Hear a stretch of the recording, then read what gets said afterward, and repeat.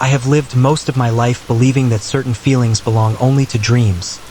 Distant, unreachable, shimmering things that touch the heart only in sleep and vanish with the morning light. But the day I met her, I realized that some dreams walk the earth disguised as ordinary people, waiting for the right moment to reveal themselves. It happened in early autumn, when the air tasted bittersweet, like memory and possibility woven into one. I had gone to a small coastal town to escape the noise of routine, hoping that solitude might quiet the restlessness I had been carrying for far too long. I arrived just as the sun was sinking into the sea, painting the horizon in molten gold. That was when I saw her.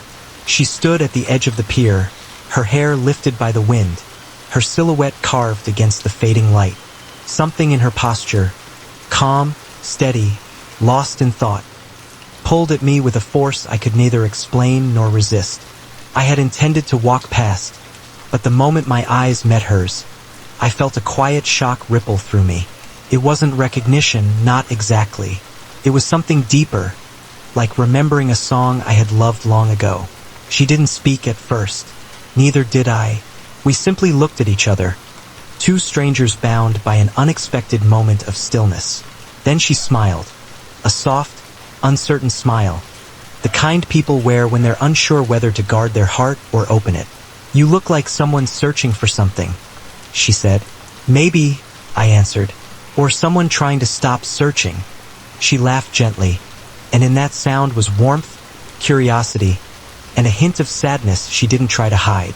I liked her immediately, not because she was beautiful, though she was, but because she carried her truth openly. From that evening on, our paths seemed to cross with impossible precision. We met at the old lighthouse, at the small bakery where the smell of warm bread wrapped the whole street, at the rocky shore where the waves whispered secrets only the patient could hear. Every time I saw her, she greeted me with the kind of smile that felt both new and familiar, a smile that slowly untangled knots inside me I hadn't realized were there. Her name was Elena. She spoke with a quiet intensity, as though every word she chose had weight and meaning. She noticed things others overlooked, the trembling of leaves before a storm, the way light bends on water, the unspoken feelings people try so hard to hide. When she listened, she did so with her whole presence, and it made me want to tell her everything, even the parts of myself I had kept tucked away in the dark. I began to fall for her not in grand leaps, but in small, inevitable steps. I fell for her the morning she knocked on my door with 2 cups of coffee, one of which she admitted she had no idea how I liked but hoped she guessed right. I fell for her the afternoon she asked me why I always looked at the ocean as if trying to decode something written in its waves. I fell for her the night she leaned on my shoulder while we watched the lighthouse beam sweep across the water, her breath warm against my neck, her presence soft yet unmistakably powerful. But the moment I truly knew in a way that left no room for doubt, was when she told me, with trembling honesty, that she had been afraid to care for someone again.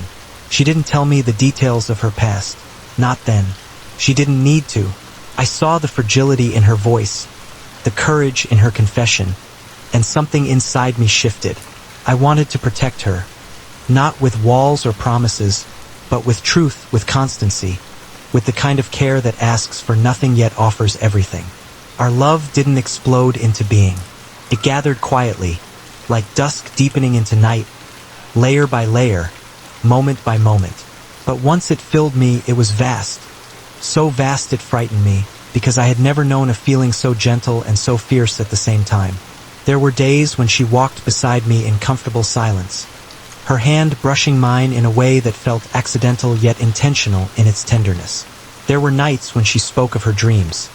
Small ones, wild ones she thought unreasonable, but shared anyway because she trusted me with the fragile parts of her heart.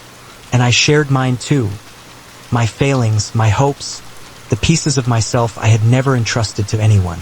With her, vulnerability felt like strength, not risk. The more time we spent together, the more I felt a pull toward her that went beyond attraction. It was as though something ancient within me recognized something ancient within her. A familiar longing, quiet echo, a home. One evening, after a day of wandering through pine forests and narrow cliff paths, We sat on the sand watching the sky deepen from crimson to indigo. The air was cool, but her presence warmed me more than any fire could. She leaned close, tracing a line on my palm with her fingertip. "Tell me what you're thinking," she whispered.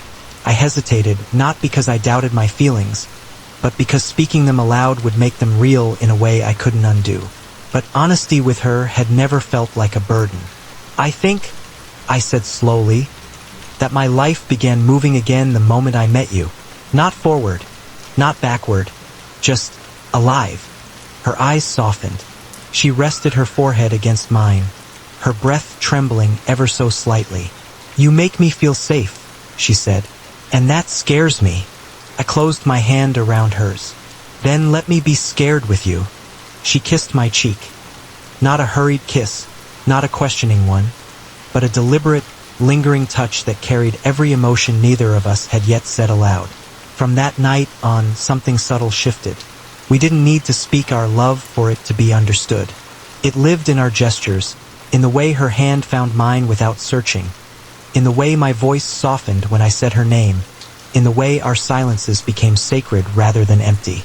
She became the rhythm of my days, the warmth of my nights, the quiet miracle I thanked whatever fate existed for bringing into my wandering life. I loved her with a fullness I had once believed I was incapable of. I loved her with fear, with hope, with gratitude, with a tenderness that felt both fragile and unbreakable. I loved her for her strength and for her vulnerability. I loved her for the way she saw the world and for the way she allowed me to be part of her seeing. And if someone asked me now what love is, I would say this. Love is a woman standing at the edge of a pier at sunset. Love is the sound of her laughter carried on the wind. Love is her hand trembling slightly when it reaches for yours. Love is choosing each other again and again in both light and darkness. Love is the quiet miracle of two hearts learning the same rhythm.